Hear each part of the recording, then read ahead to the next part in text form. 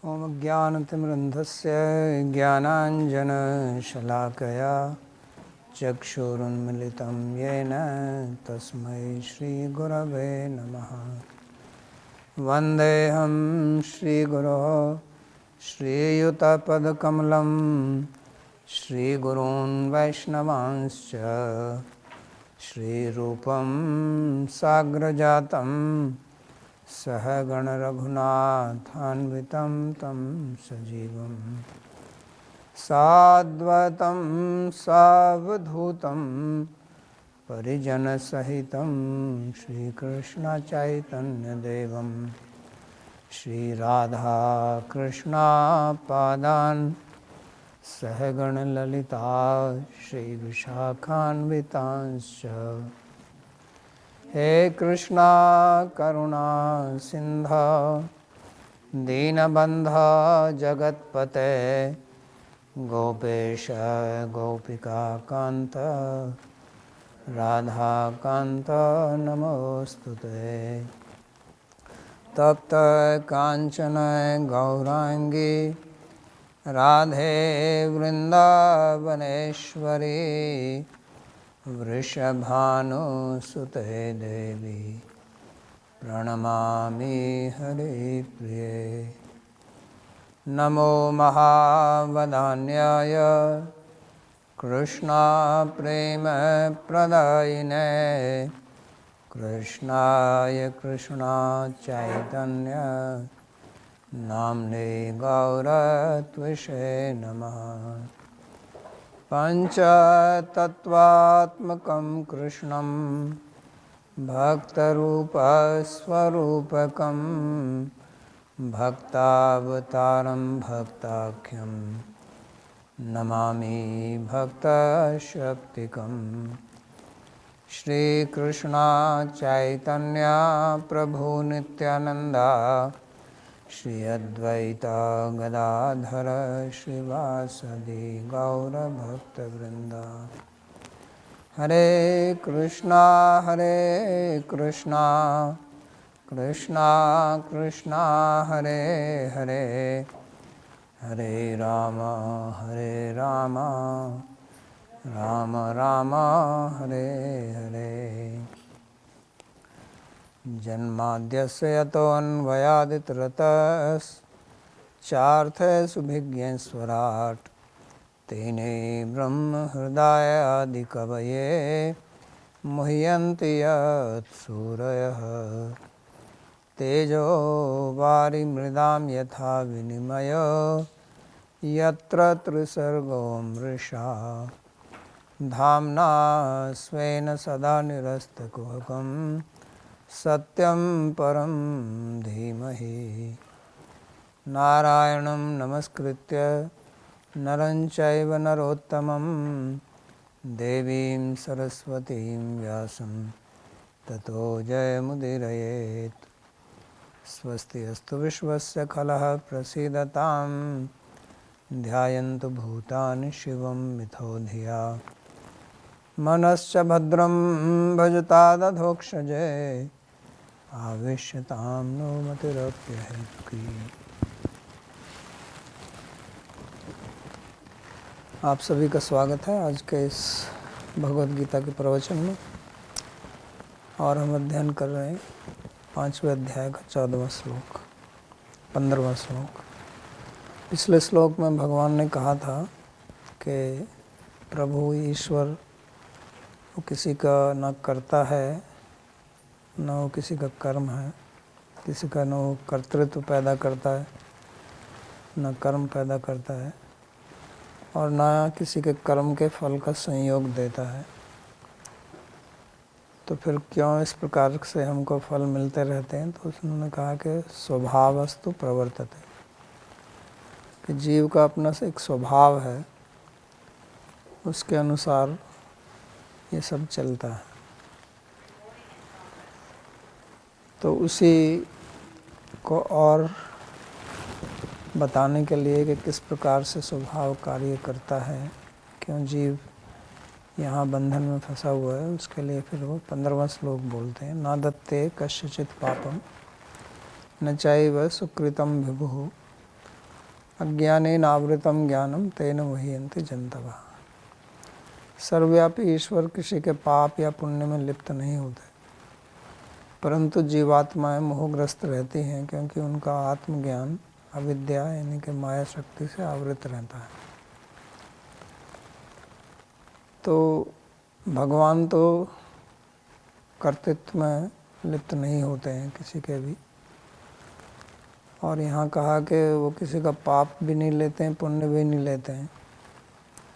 तो पाप पुण्य लेने का मतलब है कि ऐसा नहीं है कि जैसे कई बार आपने सुना होगा कि किसी साधु के पास जाओ, उसके पैर छुओ तो कहता अब इसने मेरा पाप ले लिया, ऐसे बोलते हैं ना, इसका पाप उसको मिल गया।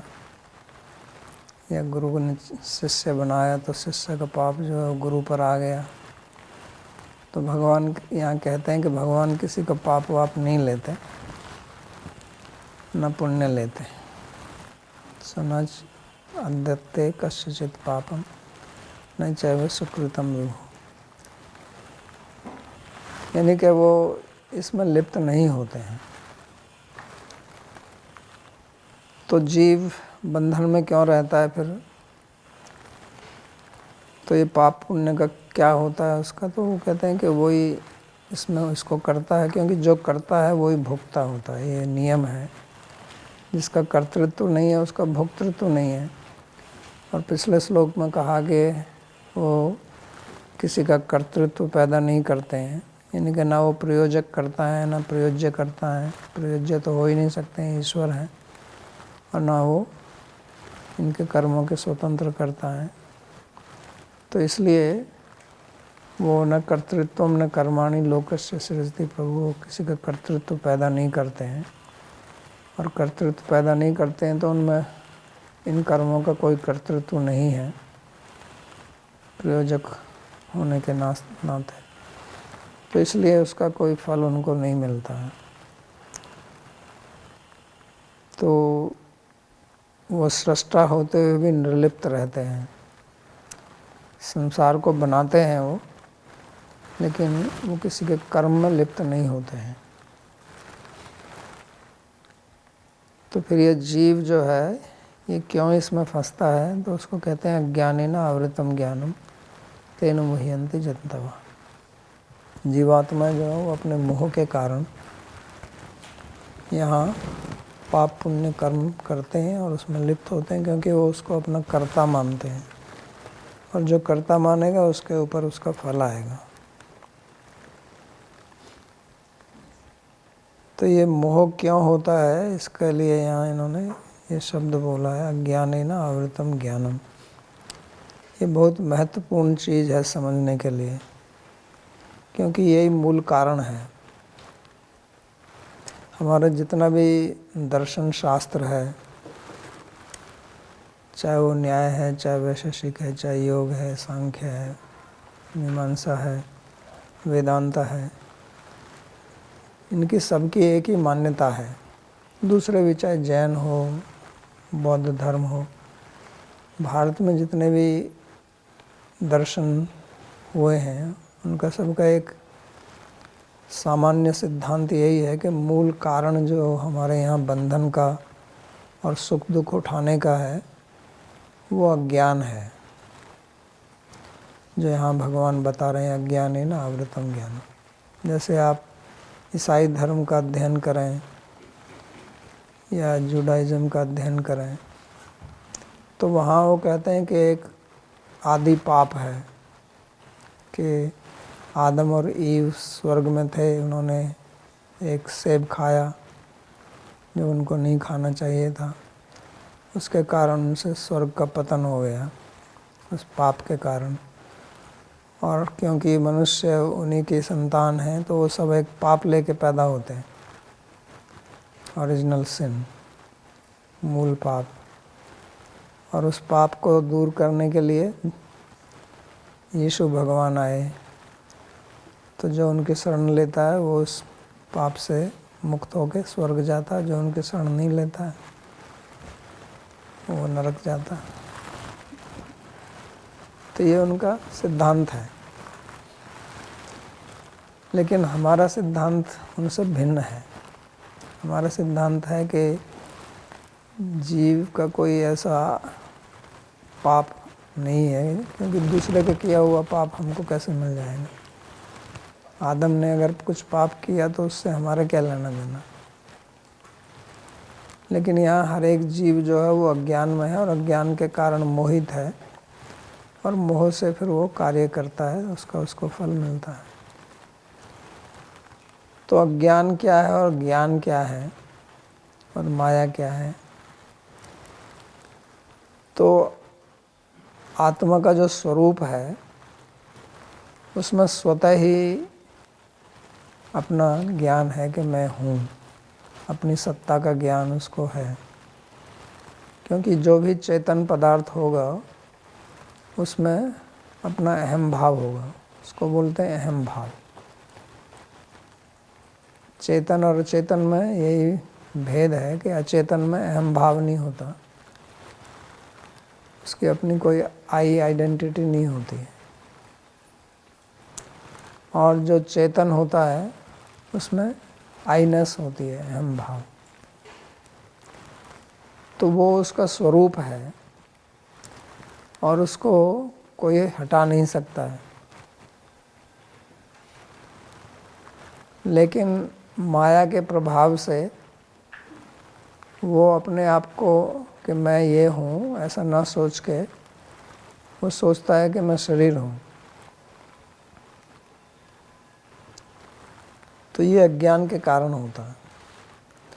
और वो अज्ञान कहाँ से आता है, क्योंकि स्वरूप में तो कोई अज्ञान है नहीं, तो कहाँ से अज्ञान आता है। तो अज्ञान आता है माया से। ये बड़ी विचित्र है स्थिति, ये जो बंधन है ठीक से समझ नहीं आता, लेकिन इसको समझना बहुत आवश्यक है। क्योंकि माया तो जीव के स्वरूप में नहीं है, आत्मा के अंदर तो माया नहीं है, बाहर है। और अगर बाहर है तो उसको अपने स्वरूप का ज्ञान कैसे हो जाता है। जैसे कोई बल्ब है तो उसमें प्रकाश है, अगर इसको हम बाहर से कपड़े से या किसी चीज़ से, काले कपड़े से ढक दें तो बाहर प्रकाश नहीं आएगा, लेकिन आत्मा में स्वयं तो प्रकाश रहेगा ना, उसको तो कोई हटा नहीं सकता है। जब तक कि उसको आप तोड़ ना दो तो आत्मा की हत्या तो की नहीं जा सकती है। तो हमने पहले अध्ययन किया दूसरे अध्याय में। तो उसका जो मैं भाव है उसको तो कोई ले नहीं सकता है। इसलिए कभी भी हमको ऐसा अनुभव नहीं होता कि मैं नहीं हूँ। किसी को भी ऐसा अनुभव नहीं है कि मेरी सत्ता नहीं है। जो कहते भी हैं कि मैं मर जाऊँगा या मेरी मृत्यु होगी, तो वहाँ भी तो मैं का प्रयोग करता है ना।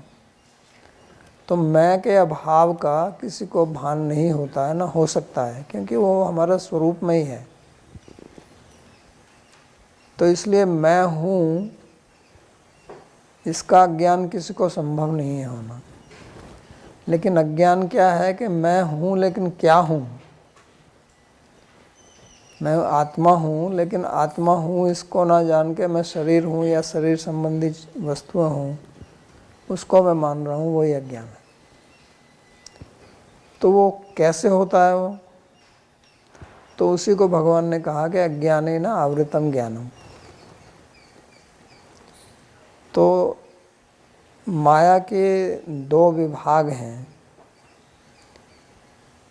एक उसका विभाग है उपादान और एक है निमित्त। तो उपादान जो विभाग है उसको कभी कभी प्रकृति बोलते हैं, जो कभी प्रधान बोलते हैं, जिससे संसार की वस्तुएं बनती हैं। ये सत्य है, ये भी संसार भी है, मिथ्या नहीं है, झूठा नहीं है, क्योंकि ये भगवान की शक्ति से बना हुआ है। तो ये प्रकृति से बना हुआ है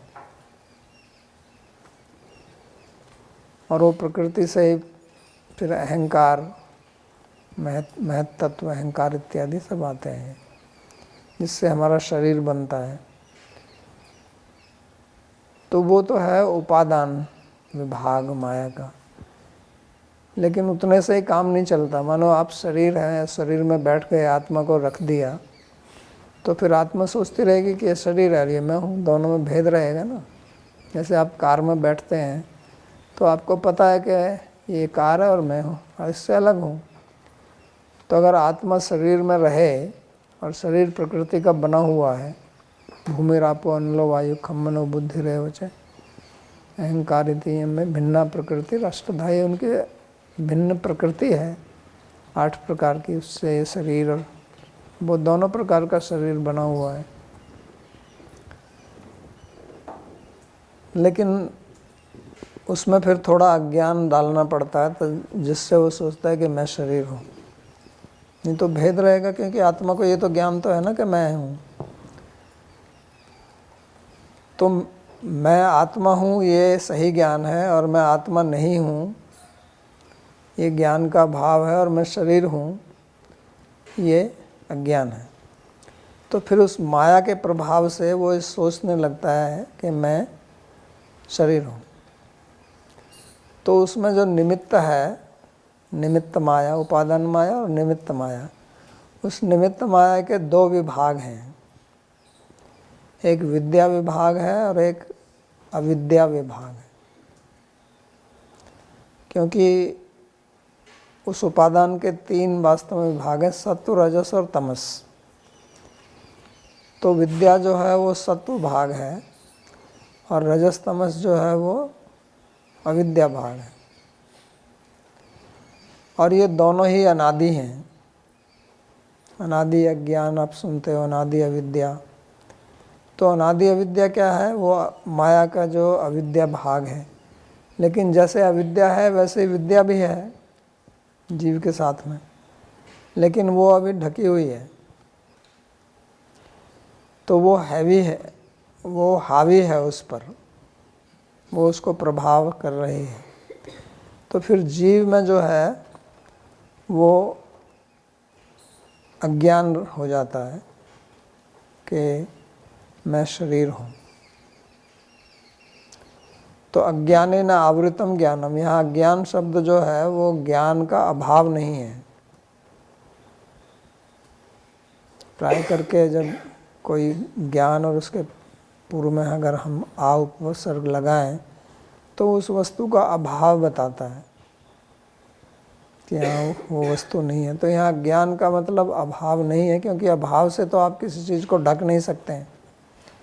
अज्ञाने न आवृतम ज्ञानम, जैसे प्रकाश है, ज्ञान जो है वो प्रकाश के समान है, अज्ञान जो है वो अंधकार है।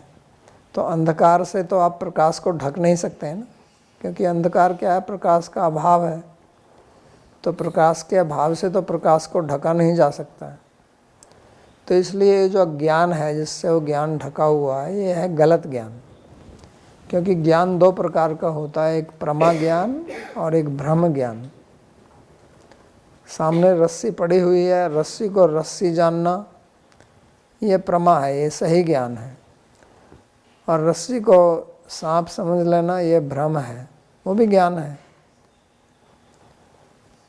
तो यहाँ जो अज्ञान शब्द है ये भ्रम ज्ञान है, कि भ्रम ज्ञान से उसका सही ज्ञान ढक गया है। जैसे रस्सी पड़ी है तो रस्सी को रस्सी जानना ये सही ज्ञान है, लेकिन जब आप उसमें सांप देखते हैं तो वो सांप का जो भ्रम है वो उस ज्ञान को ढक देता है। तो इसलिए वहाँ पर 2 विभाग होते हैं अज्ञान के। एक तो है कि ये रस्सी नहीं है, और दूसरा ये सांप है।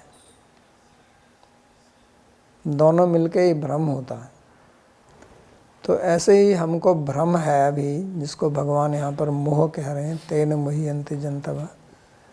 तो पहला तो ये है कि मैं आत्मा नहीं हूँ, और दूसरा मैं शरीर हूँ।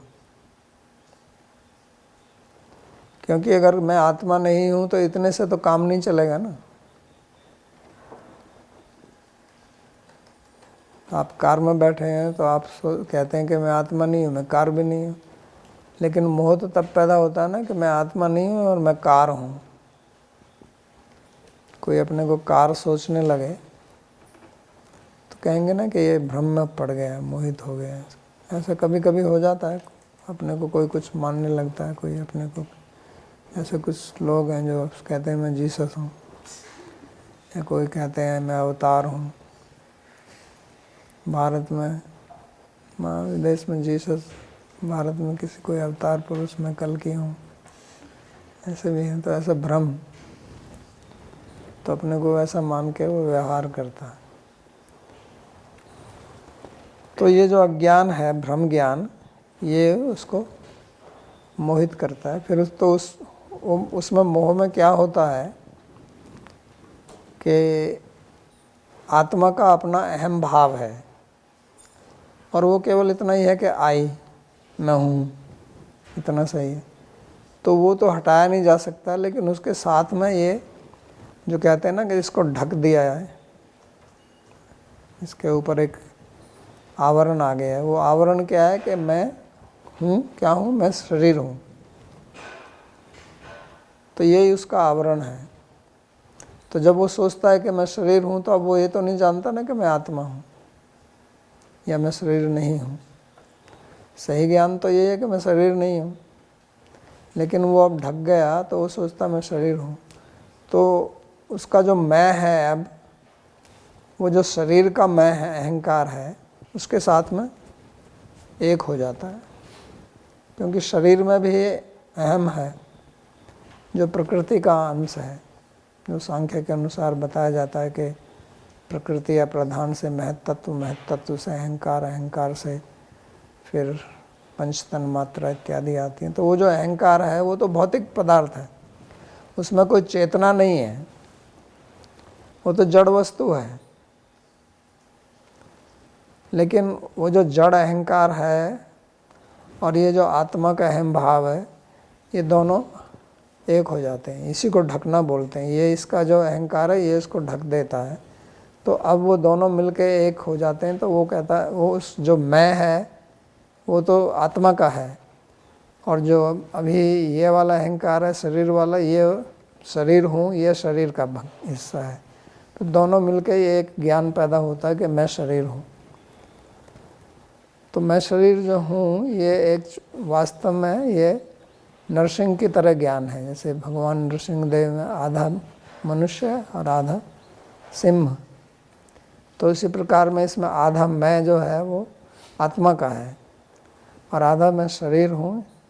लेकिन अब ये तो वाक्य एक ही वाक्य है ना, इसको आप अलग अलग तो नहीं कर सकते हैं ना कि ये अलग इसकी सत्ता। खाली मैं कहने से कोई अर्थ नहीं निकलता और शरीर कहने से भी कोई अर्थ नहीं निकलता। तो दोनों जुड़ जाते हैं, और यही अनादि अविद्या है। तो फिर हमारी जो पहचान है वो यही हो जाती है कि मैं शरीर हूँ, और इसी को मोह भगवान ने कहा है यहाँ पर। तो फिर वो इस मोह में पढ़कर क्रिया करता है, और इस मोह में पढ़कर फिर वो जो है अनित्य को नित्य मानता है।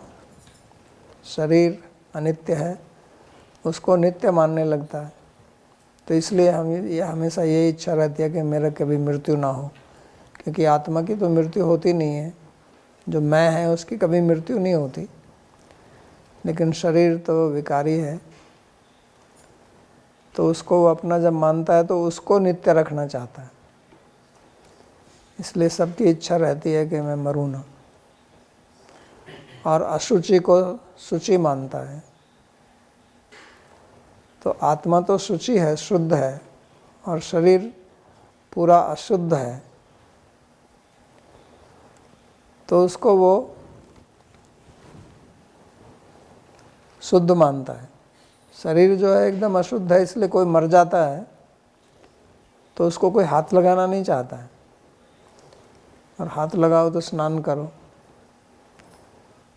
और उसको 2-4 दिन अगर रखना पड़ जाए तो सब कुछ उसका मसाला अंदर से निकलेगा और कितनी बदबू उसमें आएगी। तो ये सब शरीर का ही है। तो ये अशुचि है, लेकिन उसको शुद्ध मानते हैं, और दुखपूर्ण है। इसमें कोई सुख नहीं है, लेकिन इसको हम सुख मान लेते हैं। तो इसी को अविद्या बोलते हैं। अनित्य, अशुचि, दुख, अनात्मसु, नित्य, शुचि, सुख और आत्मख्याति है विद्या। और ये मेरा अपना आपा नहीं है शरीर, लेकिन इसको अपना आपा मान लेना कि ये मैं हूँ, ये अविद्या है। तो ये अविद्या इस प्रकार से कार्य करती है और फिर ये संसार चलता रहता है। तो ये बहुत महत्वपूर्ण श्लोक यहाँ है जो भगवान हमको समझा रहे हैं। बहुत एक लाइन में, क्या आधे श्लोक में, अज्ञानेन आवृतम ज्ञानम, इसमें इतना ही कह दिया उन्होंने। लेकिन इसको समझना गहराई से कि कैसे ये होता है, कैसे आवरण होता है जीव का और क्यों उसको मोह पैदा होता है। तो फिर मोह का मतलब ऐसे है जैसे वो सम्मोहन होता है ना, जिसको हिप्नोसिस बोलते हैं। जैसे आप किसी को सम्मोहित कर दीजिए, हिप्नोटाइज कर दीजिए, तो अपने को कुछ का कुछ मानने लगता है। तो फिर हम अपने को ऐसा मानते रहते हैं और जो हम हैं नहीं, और फिर उसके लिए कार्य करते रहते हैं। तो सब कुछ माना हुआ है वास्तव में कि मैं ये ऐसा हूँ, मैं वैसा हूँ। तो ये हमारे अपने जो माना हुआ जो हमारा अहंकार है, उसके कारण चलता रहता है। और फिर पूरी प्रक्रिया चालू होती है। फिर मेरे को दूसरा मेरे को क्या सोचते हैं, वो अहंकार का फिर एक हम मुखौटा पहनते हैं, जो हम संसार में अपने आप को दिखाते हैं कि लोग मेरे को ऐसा माने। मैं ऐसा हूँ नहीं, लेकिन लोग मेरे को ऐसा माने। जब हम बाहर निकलते हैं तो थोड़ा अपना केश वगैरह ठीक करके निकलते हैं ना, मुँह देख के घर में अंदर जैसा मर्जी रहो, घर में तो वैसा केश आपका नहीं है, आपको चिंता भी नहीं है उसकी। लेकिन जब आप बाहर निकलते हैं तो कुछ थोड़ा अपने को दर्पण में देख कर निकलते हैं कि सब कुछ ठीक ठाक है ना। तो कहने का मतलब क्या है कि मैं अपने आप को अब बाहर अपनी एक पिक्चर पेश करना चाहता हूँ कि मैं ये हूँ। तो ये तो एक साधारण सा उदाहरण है जो हम करते हैं, अपने मुख को किस प्रकार से दूसरों को दिखाना चाहते हैं। लेकिन वास्तव में हमारा अपना जो व्यक्तित्व है, उसको भी हम ऐसे ही दूसरों को दिखाते हैं। और उसकी हमको बड़ी चिंता रहती है कि दूसरा क्या कहेगा। तो दूसरे पर बड़ा निर्भर रहते हैं हम। तो हमारा जीवन फिर इस सम्मोहन से चलता है कि दूसरा व्यक्ति ऐसा ना कहे मेरे को, और किसी ने ऐसा कह दिया तो फिर हमारी प्रतिक्रिया आती है कि नहीं, मैं ऐसा नहीं हूँ। कोई आप जानते भी हैं कि आपकी कोई समस्या है, आप मानो आप कोई व्यक्ति बहुत क्रोध करता है, तो उसको कोई कहे तू बड़ा क्रोधी है, तो तुरंत कहेगा नहीं ऐसा क्या है। वो जानता है कि वास्तव में क्रोधी है, लेकिन सुनना पसंद नहीं करेगा, क्योंकि कब दूसरों को वो ऐसे दिखाना चाहता है कि मैं तो क्रोध करता ही नहीं हूँ, मैं तो बड़ा शांत व्यक्ति हूँ। तू बड़ा लोभी है, क्रोधी है, कामी है, ये कोई सुनना नहीं चाहता है। तो इसलिए इनसे रक्षा करने के लिए फिर हम अपनी प्रतिक्रिया दिखाते हैं। कोई हमें एक छोटा सा कमेंट लिख दे या कोई मैसेज भेज दे तो तुरंत उसकी हमारी प्रतिक्रिया चालू हो जाती है, होती है ना ऐसे। तो ये सारा अहंकार का खेल है। हम दूसरों से स्पर्धा करते हैं, अपनी तुलना करते हैं दूसरों से, और अपने को दूसरों से अच्छा दिखाना चाहते हैं।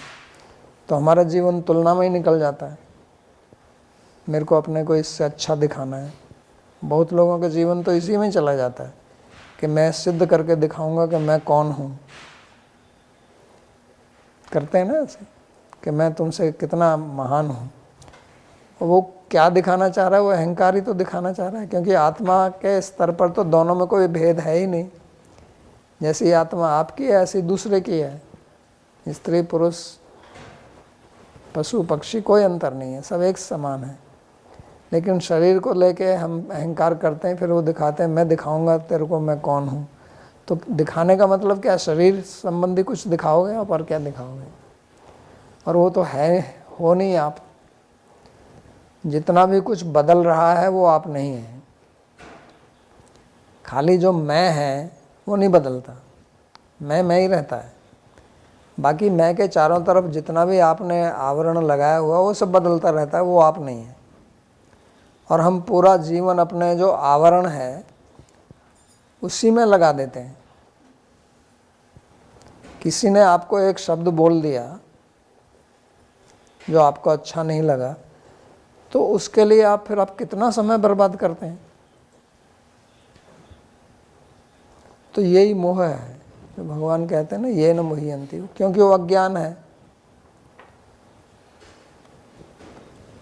तो फिर वो अहंकार के कारण सहनशीलता नहीं रहती है, दूसरों से स्पर्धा करते हैं, मेरे को इससे आगे निकलना है, ये कौन होता है।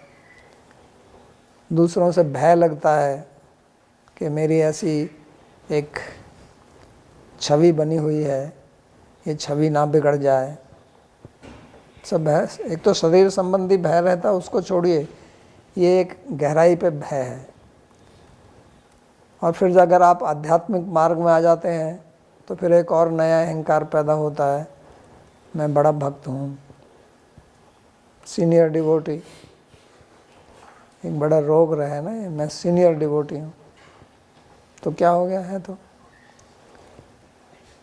तुम थोड़े दिन पहले आ गए, कोई दूसरा बाद में आया, लेकिन इसका कोई ये तो पक्का नहीं है कि वो आपसे आगे नहीं निकल सकता है। वो आपसे आगे भी जा सकता है ना, किसी का कुछ पता है क्या। लेकिन वो रहता है ऐसे। तो वो सब बाहरी अहंकार है जो बृहद भागवतामृत में सनातन गोस्वामी जी दिखाएंगे ना, यही सब वो दिखा रहे हैं। जितना भी ये वैभव और धन और दौलत और ये सब बाहरी चीज़ है, इससे कोई भक्ति का कोई लेना देना नहीं है। लेकिन इसका एक अहंकार रहता है कि मैं भी कुछ हूँ। और फिर हम जो है दूसरों से बदला लेते हैं कि इसने मेरे को ऐसा कहा, वो सब अहंकार के कारण। तो यही मोह है। मोह का मतलब एक प्रकार का भ्रम पैदा हो जाना, और फिर उस भ्रम में ही कार्य करते रहना पूरा समय। और ये जो अहंकार है ये बाहर से हमारे ऊपर लादा हुआ है। अगर आपने जीवन देखा है बच्चे का कैसे आरंभ होता है, हमें अपना तो याद नहीं है, लेकिन दूसरों का देखा, जब बच्चा पैदा होता है तो उसका कोई अहंकार होता नहीं है, नहीं होता ना। वो नंगा अगर लेटा हुआ है तो उसको शर्म थोड़ी आती है कि मैं नंगा हूँ, दूसरा को देखेगा। लेकिन बड़ा आदमी हो जाए तो फिर ऐसे नहीं कर सकता ना, क्योंकि अभी उसका अहंकार आ गया। छोटे बच्चे का क्यों नहीं है। सुखदेव गोस्वामी जो जा रहे थे नंगे होके, तो उनको तो नहीं लगा कि मैं नंगा हूँ। क्यों नहीं था, क्योंकि वो शरीर से ऊपर से उठे हुए थे। बच्चा शरीर से संबंध नहीं रख रहा है अभी, इसलिए उसको भी कोई फर्क नहीं पड़ता। लेकिन जब वो बड़ा होने लगता है तो उसके ऊपर अहंकार थोपा जाता है, तुम बहुत सुंदर हो या तुम नालायक हो। जो भी माँ बाप बोलते रहते हैं ना कि तुम मूर्ख हो, तो उसको अब ये लगेगा कि मैं मूर्ख हूँ, तो वो ज़िंदगी भर इसी से लड़ता रहेगा कि मैं मूर्ख नहीं हूँ, क्योंकि अंदर उसके बैठा दिया कि तुम मूर्ख है। तो उसको ये पता है या नहीं है वो अलग बात है, लेकिन अब उसको अंदर से उसने ये मान लिया, क्योंकि माँ बाप जो बोल देते हैं वो अंदर बैठ जाता है कि मैं मूर्ख हूँ। तो वो ज़िंदगी भर दूसरों को ये सिद्ध करता रहेगा कि मैं मूर्ख नहीं हूँ। यही मोह है, यही सम्मोहन है, यही हिप्नोसिस है। तो कुछ बोल देते हैं उसको, किसी को बोल दिया तुम सुंदर हो, तो अब उसको ये अहंकार हो गया कि मैं सुंदर हूँ। अब माँ बाप बोलते हैं बेटा तुम बहुत सुंदर हो, राजा बेटा, रानी बेटी, बोलते हैं ना ऐसे। लेकिन जब वो बड़ा होकर समाज में जाता है तो वहाँ तो कोई राजा वाजा है नहीं। हो स्कूल में जाता है, बच्चे मजाक उड़ाते हैं, तो उसके अहंकार को बड़ा धक्का लगता है, फिर वो विषाद में चला जाता है, या उसको क्रोध आता है। फिर वो कुछ प्रतिक्रिया दिखाता है। तो ये ही मोह है और इसी से संसार चलता रहता है। तो ये अहंकार का एक खेल है, क्योंकि ये जो मोह है ये अहंकार के स्तर पर है। फिर ये मन के स्तर पर आता है। मन के स्तर पर हमारे विचार हैं, तो हम किसी एक विचार को पकड़ लेते हैं। जैसे हम अपनी कुछ व्यक्तित्व बनाते हैं, उसको पकड़ते हैं, ऐसे विचार को भी पकड़ लेते हैं कि नहीं ये इसी प्रकार से ही है। अलग अलग प्रकार के जो वाद हैं, तो किसी एक वाद को पकड़ लिया, बस यही ठीक है, बाकी ठीक नहीं है, तो दूसरे की बात अब सुननी नहीं है। तो इस प्रकार ये चलता रहता है। तो इसको समझना बहुत आवश्यक है। और यहाँ पर दूसरी बात यह है कि भगवान ने जो कहा कि नादत्ते कस्यचित् पापम न चैव सुकृतम विभु, तो ये जो कस्यचित् शब्द का प्रयोग किया है ये साधारण रूप से बोल रहे हैं। नहीं तो कोई अगर भगवान के शरणागत हो जाता है तो भगवान स्वयं ही कहते हैं 18वें अध्याय में अर्जुन को, सर्वधर्मान परित्यज्य माम एकम शरणम व्रज अहम त्वाम सर्व पापेभ्यो मोक्षयिष्यामि मा शुचि। कहते हैं ना वहाँ पे कि मैं तुमको सब पापों से मुक्त कर दूंगा। तो इसका मतलब उसके पाप वो ले रहे हैं, क्योंकि उनको तो लगता नहीं है। लेने का मतलब ख़त्म कर रहे हैं, और क्या मतलब है। यहाँ जो कहा है कि नादत्ते कस्यचित् पापम, किसी का पाप नहीं लेते हैं, वो कहने का मतलब है किसी के पाप को समाप्त नहीं करते हैं। जैसा जिसका कर्म है वैसा वो चलता रहता है। लेकिन ये बात जो है ये एक साधारण रूप से है। जब भक्ति की बात आती है तो वहाँ पर ये नियम लागू नहीं होता है, क्योंकि वो स्वयं कहते हैं कि पत्रम पुष्पम फलम तोयम यो में भक्त्या प्रयच्छति तदहम भक्त्या उपहृतम अस्नामि प्रयतात्मन। वो कहते हैं ना, मैं तो उसको लेता हूँ। स्वयं ही कह रहे हैं कि जो भक्ति से मेरे को देता है मैं उसको ग्रहण करता हूँ। तो इसलिए इसको भी हमको समझना चाहिए, क्योंकि भगवान स्वयं गीता में कहते हैं कि समोहम सर्वभूतेषु ना में द्वेषोस्ति ना प्रिय, कि मैं समभूतों में समदृष्टि रखता हूँ, ना मेरा कोई किसी से द्वेष है ना कोई मेरा प्रिय है। लेकिन यह भजन्ते तो माम भक्त्या मयि ते तेषु चाप्य। तो भक्त के ऊपर ये लागू नहीं होता है, क्योंकि यहाँ प्रकरण भक्ति का है भी नहीं। यहाँ तो सामान्य रूप से वर्णन कर रहे हैं। तो फिर ये जो अज्ञान है, इसको दो प्रकार से हम समझ सकते हैं। एक असत्वात्मक और एक अभानात्मक। एक तो अपनी सत्ता को ना जानना, और एक मैं क्या हूँ उसका ज्ञान ना होना। जैसे उदाहरण के लिए आप धुआं देखते हैं पर्वत के ऊपर, तो आप में संशय होता है कि यहाँ पर आग है या नहीं है। तो आग ना होना ये उसकी असत्तात्मक है, क्योंकि अभी तो आप उसको देख नहीं रहे हैं। तो यानी कि आग नहीं है, आपको दिख नहीं रही है, तो ये उसकी सत्ता का अभाव है। और आग का ज्ञान नहीं है आपको, है भी तो कैसी है, कितनी बड़ी है, छोटी है, उसका ज्ञान नहीं है। तो फिर आप अनुमान करते हैं कि यहाँ धुआं है, और जहाँ धुआं होता है वहाँ आग होती है। तो उससे आप अनुमान करते हैं कि अच्छा इस पर्वत पर आग लगी हुई है। तो आग आपको अभी दिख नहीं रही है, लेकिन अब आपको आग की सत्ता का ज्ञान हो गया कि यहाँ आग है, लेकिन आग का आपको प्रत्यक्ष नहीं हुआ है कि कैसी है, कितनी बड़ी है, कहाँ है। तो इसलिए उसका भान नहीं है। तो उसके दो हिस्से हैं, एक तो सत्तात्मक ज्ञान और एक भानात्मक। तो आपको सत्ता का ज्ञान तो हो गया कि आग है यहाँ पर, लेकिन उसका अभी आपको अपरोक्ष रूप से अनुभव नहीं हुआ है। तो इसी प्रकार हमारा जो ज्ञान होता है वो दो प्रकार का है। वो भी एक तो मेरी सत्ता है, मैं हूँ, और दूसरा मैं अनुभव करूं कि मैं क्या हूं,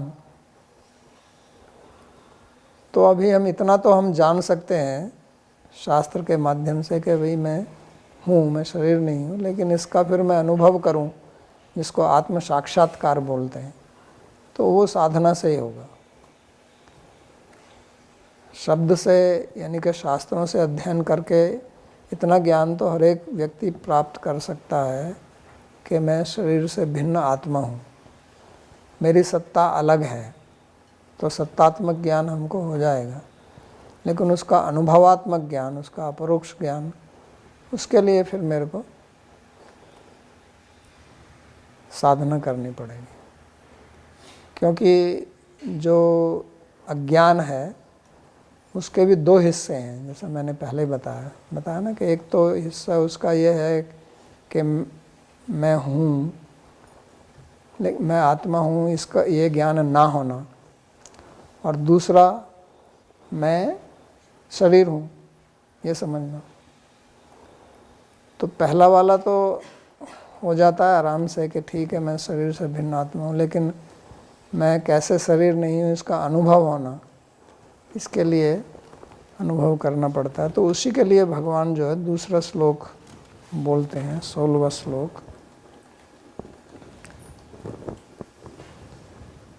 ज्ञानेन तु तदज्ञानम येषां नाशितमात्मनः तेषाम् आदित्यवत् ज्ञानम प्रकाशयति तत्परम।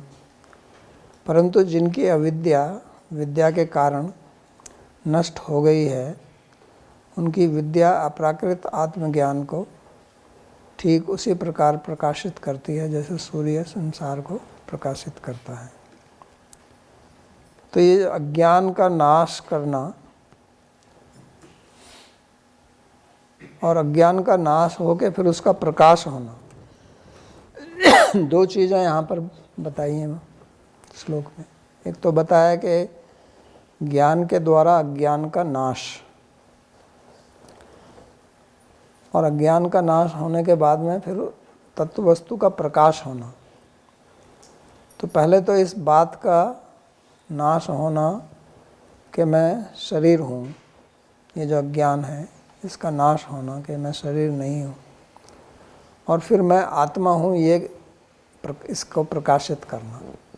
तो ये दो स्तर हैं यहाँ पर भी, इससे पहले दो स्तर बताए, उसी प्रकार इस श्लोक में भी दो स्तर से हम इसको देख सकते हैं। एक पहले स्तर पर अज्ञान का नाश, और वो अज्ञान क्या है? वो अज्ञान वही अविद्या है कि मैं शरीर हूँ, या मैं मन के विचार हूँ, मेरा ये अहंकार है, मैं वो हूँ। तो ये नाश होता है इसका कि ये मैं नहीं हूँ, और फिर मैं जो हूँ उसका प्रकाशित हो। तो एक आवरण है और एक विक्षेप है। इस अविद्या के भी दो भाग हैं, एक आवरण भाग है और एक विक्षेप भाग है। तो आवरण भाग तो हमारा जो स्वरूप ज्ञान है उसको ढक देता है, और विक्षेप जो है वो हमको गलत ज्ञान देता है। तो मैं आत्मा नहीं हूँ, इतने से ही काम नहीं चलता है, लेकिन मैं शरीर हूँ, ये भी अविद्या का काम है।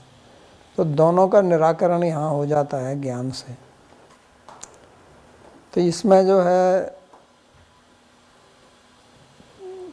दो बार ज्ञान शब्द का प्रयोग हुआ है। पहला ज्ञान ज्ञानेन, जो अज्ञान का विनाश करता है। तो इसमें विश्वनाथ चक्रवर्ती ठाकुर जी की टीका बहुत महत्वपूर्ण है, तो मैं उसकी दो पंक्ति पढ़ता हूँ आपको। कहते हैं, आदित्य प्रभा यथा अंधकारम विनाश्य घटपटादिकम प्रकाशयति तथैव विद्याया एव अविद्याम विनाश्य तद जीवनिष्ठम ज्ञानम परम अप्राकृतम प्रकाशयति।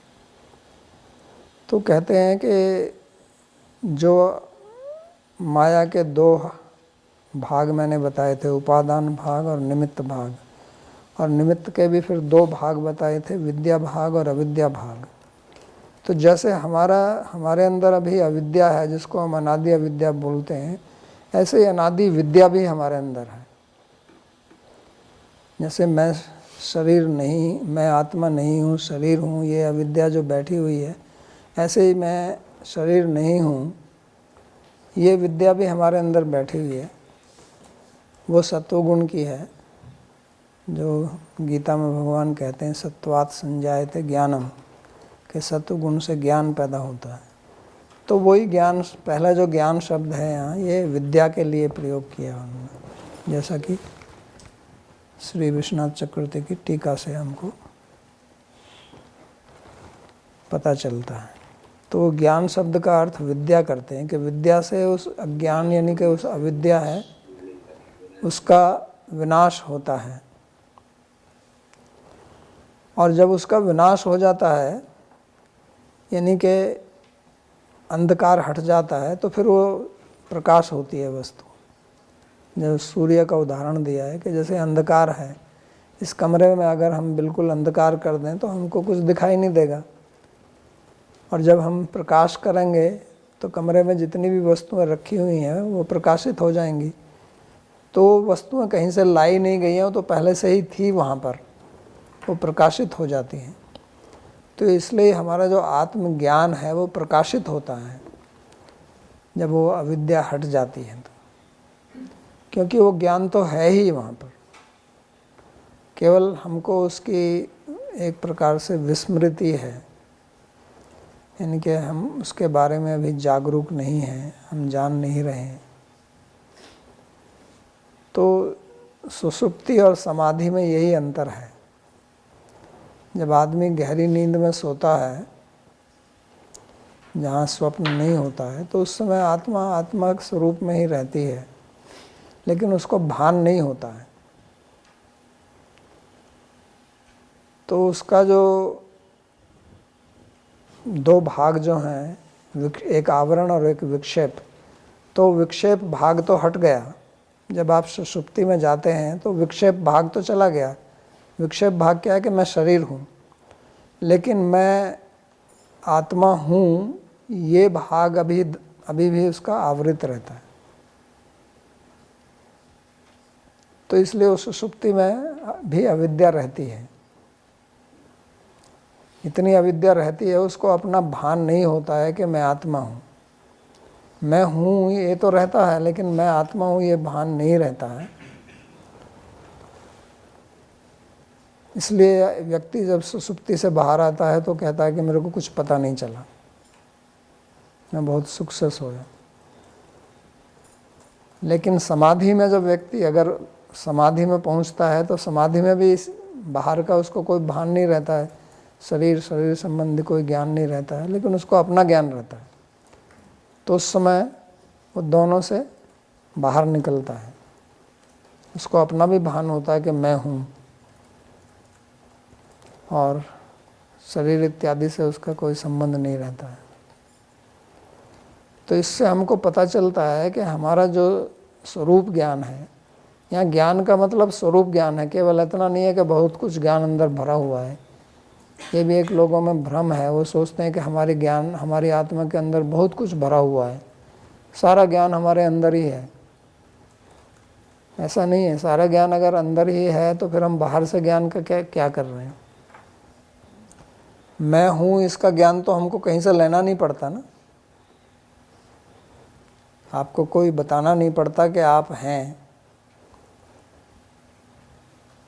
केवल एक भ्रम पैदा किया हुआ है अविद्या के कारण कि मैं शरीर हूँ, लेकिन मैं हूँ ये तो कहीं बाहर से नहीं लाना पड़ता, क्योंकि ये ज्ञान मेरे अंदर है ही, और इतना ही ज्ञान है, इससे ज़्यादा और कोई ज्ञान नहीं है।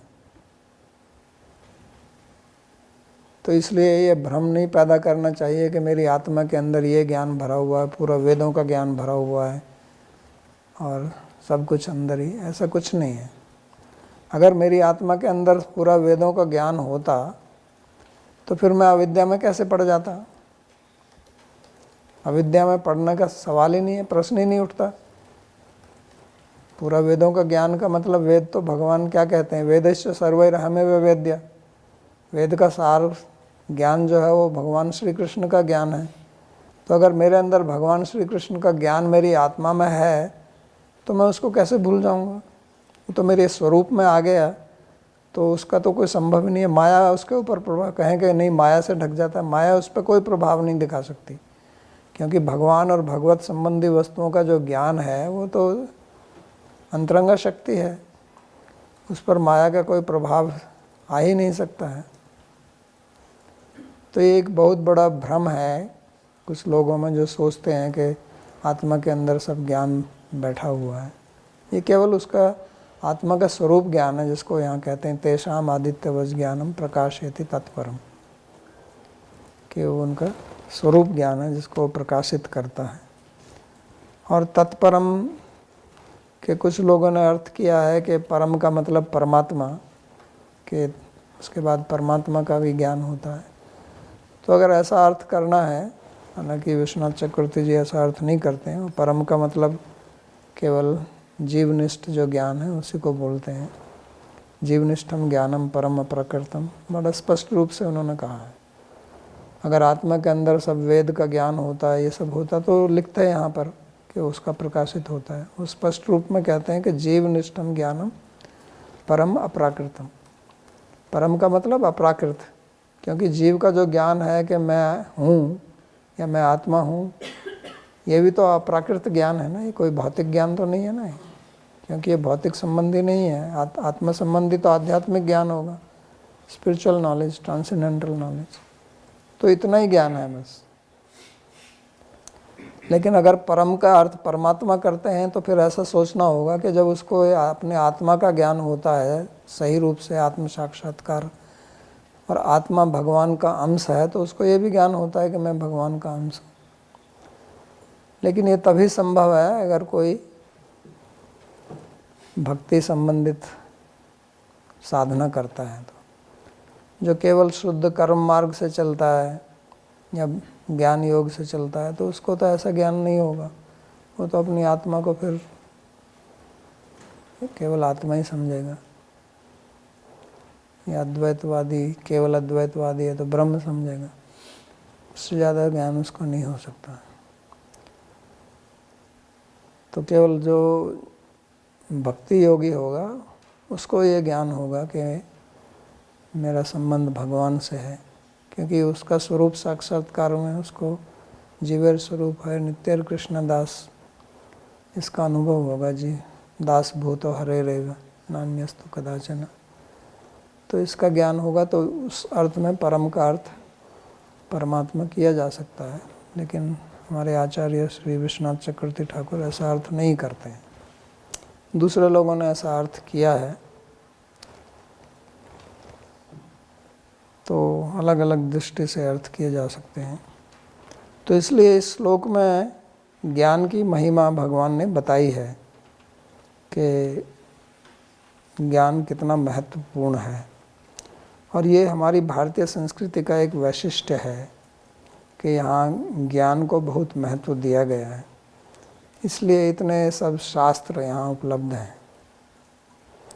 और इस ज्ञान की महिमा भगवान ने चौथे अध्याय में भी बताई थी, सर्वम ज्ञानम प्लवेनैव वृजिनम समतरिष्यसि, कि इस अज्ञान रूपी पाप से आप ज्ञान रूपी नौका से तर जाएंगे, क्योंकि अज्ञान ही वास्तव में पाप है। पाप का और कोई कारण नहीं है। पाप क्यों करता है व्यक्ति? अज्ञान के कारण। अगर उसको ज्ञान हो जाए कि मैं आत्मस्वरूप हूँ, तो शरीर के लेके पाप क्यों करेगा? क्योंकि जितने भी पाप व्यक्ति करता है वो शरीर के लिए ही करता है, उससे आत्मा का तो कोई लाभ होता नहीं है। तो जब उसको ये ज्ञान हो जाएगा कि मैं शरीर नहीं हूँ, मैं आत्मा हूँ, तो वो पाप क्यों करेगा? तो पाप करने की जो मूल प्रवृत्ति है, उसका जो कारण है, वही हट जाएगा, तो फिर वो कहाँ से आएगी? हमारी प्रवृत्ति जो है वो ज्ञान से होती है। जानाति इच्छति करोति, हम जितने भी क्रियाकलाप करते हैं वो अपने ज्ञान के आधार पर करते हैं। वो ज्ञान जो है वो प्रमा भी हो सकता है, भ्रम भी हो सकता है, सही ज्ञान हो सकता है। तो यहाँ जब सही ज्ञान होगा, जिसको ज्ञान शब्द प्रयोग कर रहे हैं, तो वो पाप क्यों करेगा? लेकिन जब उसको भ्रम ज्ञान होगा, जब वो मोहित होगा, जैसा पिछले श्लोक में कहा तेन मोह्यन्ति जन्तवः, तो फिर तो वो जंतु ही है।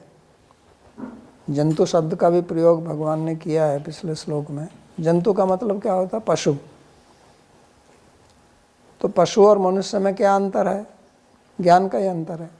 आहार निद्रा भय मैथुनं च समानम एतत् पशुभिर्नराणाम् ज्ञानम तेषाम् अधिको विशेषो ज्ञाने नहीं न पशु भी समाना। मनुष्य में और पशुओं में जो मूल भेद है वो वास्तव में इस ज्ञान का ही है, और ज्ञान विहीन फिर वो पशु ही है, द्विपद पशु है। तो इसलिए ये ज्ञान का बहुत महत्व है, और गीता में भी भगवान बार बार ज्ञान की बात करते हैं। पहले भी जब उन्होंने 3रे अध्याय में कहा था आवृतम ज्ञानम एतेन ज्ञानिनो नित्य वैरिणा, कि इसने हमारा ज्ञान जो है वो ढका हुआ है और ये हमारा नित्य वैरी है। 3रे अध्याय में भी कहा। फिर 4थे में ज्ञान की उन्होंने प्रशंसा की, ज्ञानाग्नि सर्वकर्माणि भस्मसात् कुरुते तथा नहीं ज्ञानेन सदृशम पवित्रम इह विद्यते। तो उसी ज्ञान की बात फिर यहाँ करते हैं कि ज्ञानेन तु तदज्ञानम येषां नाशितम आत्मनः। और इसमें ये भी समझना है कि जिस विषय का अज्ञान होता है और जिसको आश्रित लेकर अज्ञान होता है, हमको ज्ञान उसी विषय का और उसी को आश्रय लेकर करना पड़ेगा, तभी उस अज्ञान को दूर किया जा सकता है। ऐसा नहीं है कि हमको अज्ञान एक वस्तु का है और हम ज्ञान दूसरी वस्तु का ले लें, तो उससे वो अज्ञान हटेगा नहीं।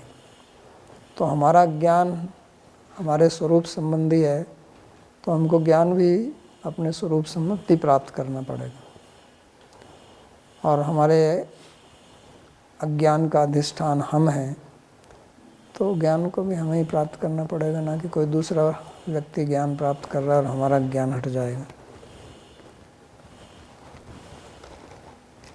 नासितम आत्मना, इसमें थोड़ा आप दूसरे प्रकार से भी संधि विच्छेद कर लेते हैं संस्कृत की दृष्टि से, हालांकि ऐसा अर्थ है नहीं। नाशितम का मतलब ना अशितम, अशितम माने खाना। तो जिसने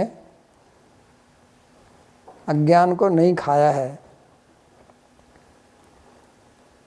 वो इससे दूर हो जाएगा। तो क्या मतलब है ज्ञान को नहीं खाया? कि अभी संसार में हम अज्ञान को ही खा रहे हैं, क्योंकि हमको भ्रम है कि मैं शरीर हूँ, और फिर शरीर संबंधी जितने भी क्रियाकलाप और जितना भी ज्ञान है वो अज्ञान है, और उसी का आचरण हम करते रहते हैं। हमारे अंदर चलता रहता है ना, एक चीज़ बार बार चलती है। जैसे हम किसी चीज़ को खाते हैं तो उसको मुंह में डाल के उसको चबाते हैं, इसी प्रकार की चबाना, इसको चरवणा बोलते हैं संस्कृत में। इसी प्रकार की चरवणा हमारे विचारों की भी चलती है। एक विचार हमारे अंदर आ गया, किसी के अंदर हमारी आसक्ति हो गई, तो फिर हम उसी के बारे में विचार करते रहते हैं। इस आदमी को मैं मिलूँगा, फिर ये मैं करूँगा। किसी का किसी से प्रेम प्रीति हो जाए तो वो ही चलता रहता है ना। है तो ये अविद्या ही, अज्ञान है। वो उसी अज्ञान को खाता रहेगा इधर दिमाग में, अपने मन में। तो ये भगवान कहते हैं कि जो ऐसा नहीं खाता है वो इस अज्ञान से मुक्त हो जाता है। ये शाम नाशितम आत्मा, तो उसका फिर प्रकाशित होता है। तो इस प्रकार की चर्वणा से जब हम मुक्त हो जाते हैं तो तब हम अपने स्वरूप में स्थित होते हैं। नहीं तो हम अभी अज्ञान को ही चर रहे हैं। इसलिए भगवान ने जंतु कहा ना पिछले श्लोक में, जैसे जंतु घास खाता है ऐसे ही हम अज्ञान खाते रहते हैं, अज्ञान से ही जीवित रहते हैं। संसार अज्ञान से ही चलता है, अज्ञान मूलक ही संसार है। हमारा शरीर भी अज्ञान मूलक है, हमारा जीवन भी अज्ञान से ही चल रहा है। जिस दिन ज्ञान हो जाएगा उस दिन मुक्ति हो जाएगी, ज्ञानात् मुक्ति। तो उसी के लिए भगवान ने कहते हैं कि ज्ञानेन तु तदज्ञानम येषां नाशितम आत्मा। तो आज का प्रवचन यही समाप्त करते हैं। किसी का कोई प्रश्न हो तो यह पूछिए।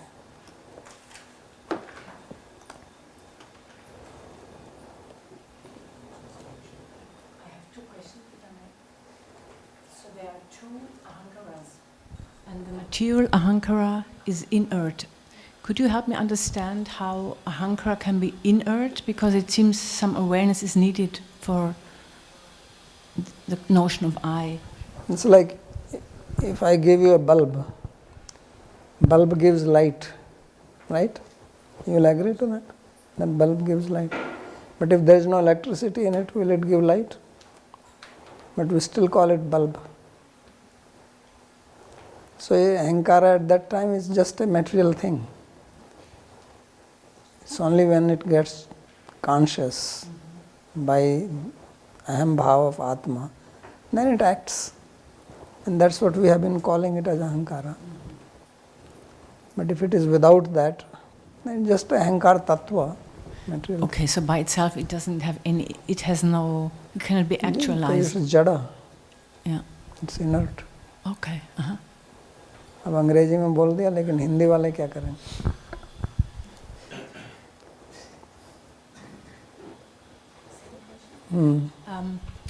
Regarding seniority, so it seems that in spiritual circles there's much more emphasis put on that than the material mundane life. For example, who is served first, who is given the gilam first, who gets a garland, how people are addressed, even the difference between men and women. So even though the understanding is there that it relates to the body, there's more emphasis placed in spiritual circles than in those people who are not knowledgeable about that. So why is that?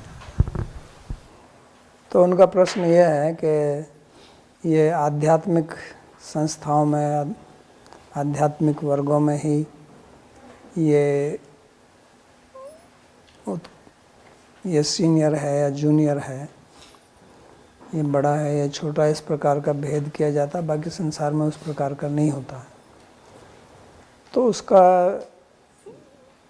उसका कारण, the reason for that is that because in the spiritual society we are told to be humble and be respectful to others. So we are taught like that. But that does not mean that the senior person has to have that ahankara.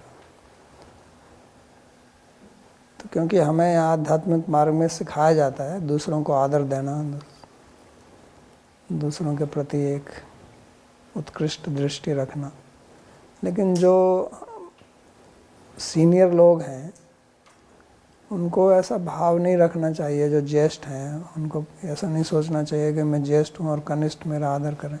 अमानी ने मान देना, महाप्रभु ने कहा कि मान दे, लेकिन स्वयं मानदा मत बनो कि लोग मेरे को मान दें। तो हमें दूसरों को आदर देना है, तो जो ज्येष्ठ हैं, जो सीनियर हैं, they should also think like this, I have to give respect to others. If others are giving, that is fine. Second thing is that it is also not true that in the material world it is not there. In material world also it is very much there. It may not be visible like that, but if you go to corporate office, when boss is boss, you say something against the boss, he will fire you. Same in the politics. Senior politician, junior politician, they have big ego like that. It's everywhere.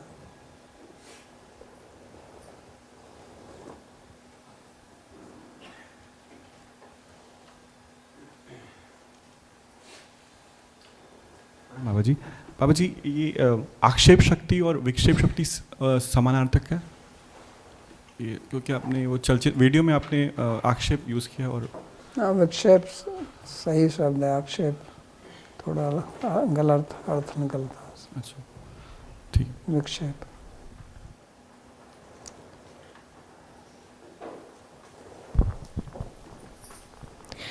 बाबू जी, नवदीप जी का प्रश्न है कि कर्म तो करना ही पड़ेगा, जैसा कि श्री कृष्ण भी कहते हैं कि हर एक व्यक्ति हर समय कार्य करता रहता है, अतः किस प्रकार एक जीव स्वयं को कर्ता समझे बिना सारे कार्य कर सकता है?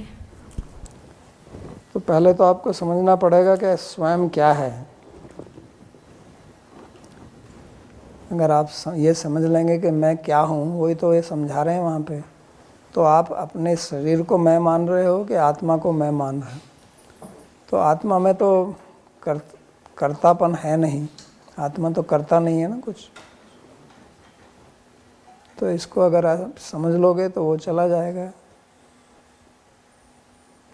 और अगर आप अपने को शरीर मानते रहोगे तो कर्तापन मानना पड़ेगा। फिर आप ये सोचिए कि मैं कार्य कर रहा हूँ लेकिन भगवान के लिए कर रहा हूँ, क्योंकि अलग अलग मार्ग है ना। ज्ञान मार्ग में कर्तृत्व को छोड़ना है, सांख्य में, ज्ञान में, और भक्ति में भगवान के लिए कार्य करना है। मैं भगवान का दास हूँ, दास है तो मैं, मेरे अंदर दासत्व होगा ना। और दासत्व का मतलब सेवा करना। तो मैं सेवा का कर्ता हो गया, लेकिन मैं अपने लिए नहीं कर रहा हूँ।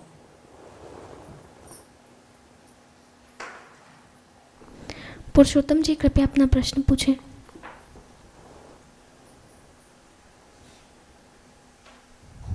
अध्याय में भगवान ने बताया है कि स्वभाव की व्याख्या की अध्यात्म।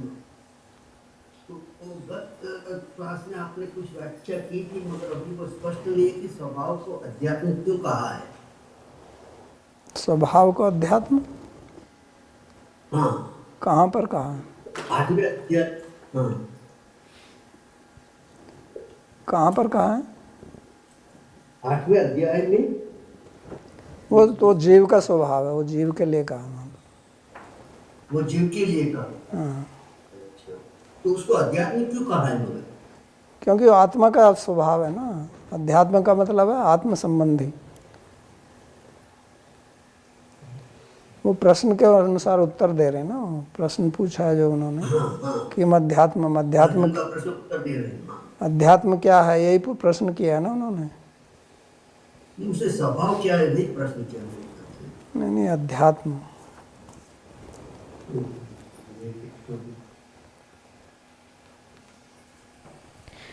बाबा जी, नरोत्तम जी का प्रश्न है, कभी कभी हम किम तद ब्रह्म किम अध्यात्मम।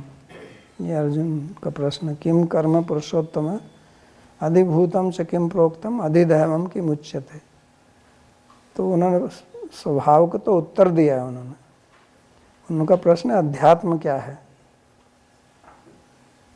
तो कहते हैं अध्यात्म जो है स्वभाव, जो हमारा आंतरिक भाव है, वही तो आत्मा है ना। अच्छा, ओके। नरोत्तम जी पूछते हैं, कभी कभी हम सुनते हैं कि आत्मा शरीर में रहते हुए अनुभव करती है। यह अनुभव कौन करता है, आत्मा या शरीर? तो ये बात बार बार ये प्रश्न पूछा जाता है, इसको ठीक से समझ लीजिए कि ये जो हम बोल रहे हैं कि आत्मा शरीर, शरीर अलग आत्मा अलग, ये हम समझाने की दृष्टि से बोल रहे हैं। जैसे आपने दूध में पानी मिला दिया तो दोनों मिल गए एक साथ। अभी तो आपको पता नहीं है कि ये दूध है या पानी है, ठीक है ना। दूध ही दिखता है अगर आपने दूध में पानी मिलाया तो, और पानी में दूध मिलाया तो पानी दिखेगा। पानी में भी दूध मिलाया जा सकता है। तो अब अगर आप उस दूध जिसमें पानी मिला हुआ है उसको आप पिए, तो मैं आपसे पूछूं कि आप दूध पी रहे हैं कि पानी पी रहे हैं, तो आप क्या कहेंगे? यही कहेंगे ना कि नहीं, मैं तो दोनों ही पी रहा हूँ, क्योंकि दोनों मिले हुए हैं अभी।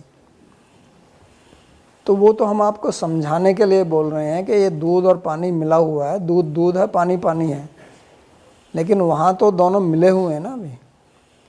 तो ऐसे ही ये हमको समझाया जा रहा है कि आत्मा आत्मा है और शरीर शरीर है, लेकिन अभी हमारी स्थिति क्या है कि आत्मा अपने को शरीर माने बैठी हुई है।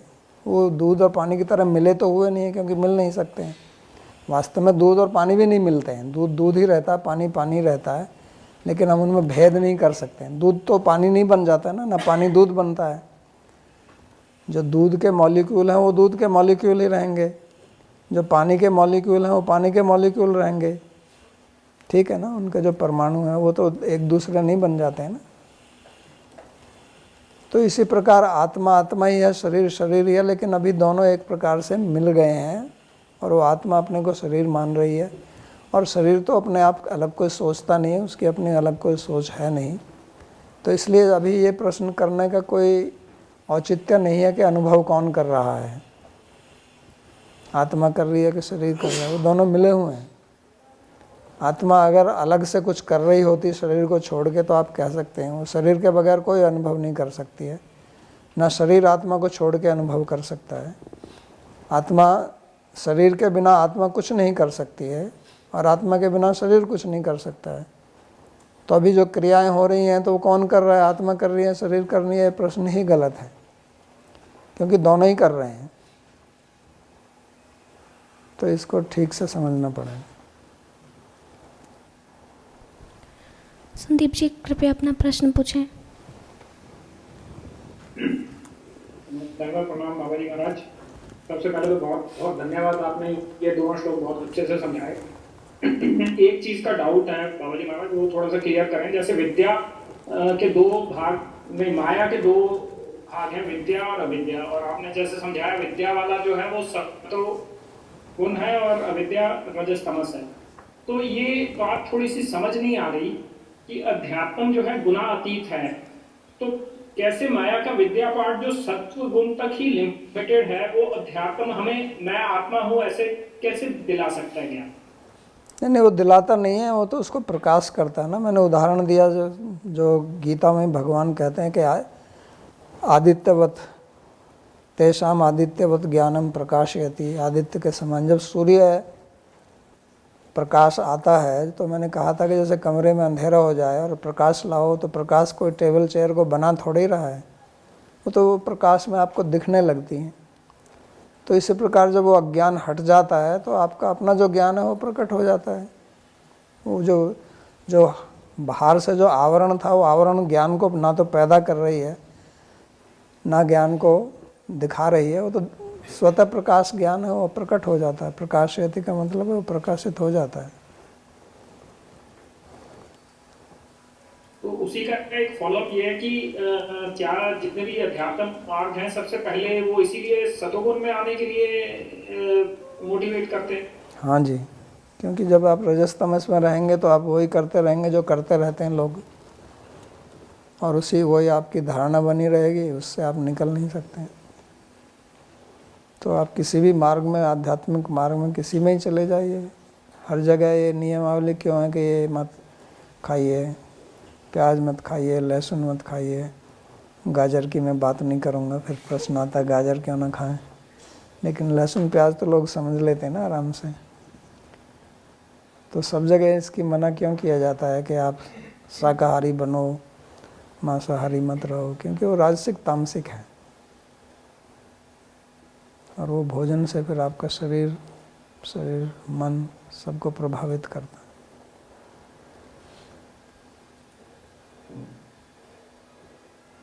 और कुछ है? नवदीप जी का एक और प्रश्न है।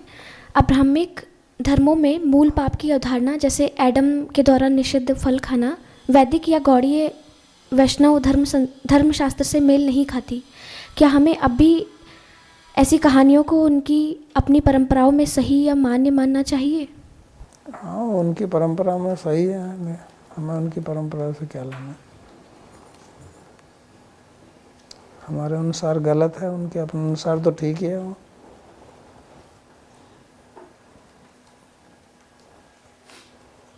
पीछे माइक दे देना। हाँ है तो बोलिए।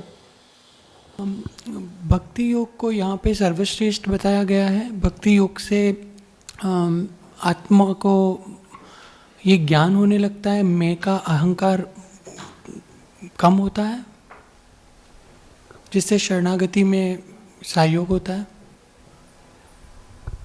भक्ति योग से ज्ञान प्राप्त होता है क्योंकि वो भगवान की अंतरंगा शक्ति है, और अंतरंगा शक्ति में उसके दो विभाग हैं, एक संवित है और एक लादनी है।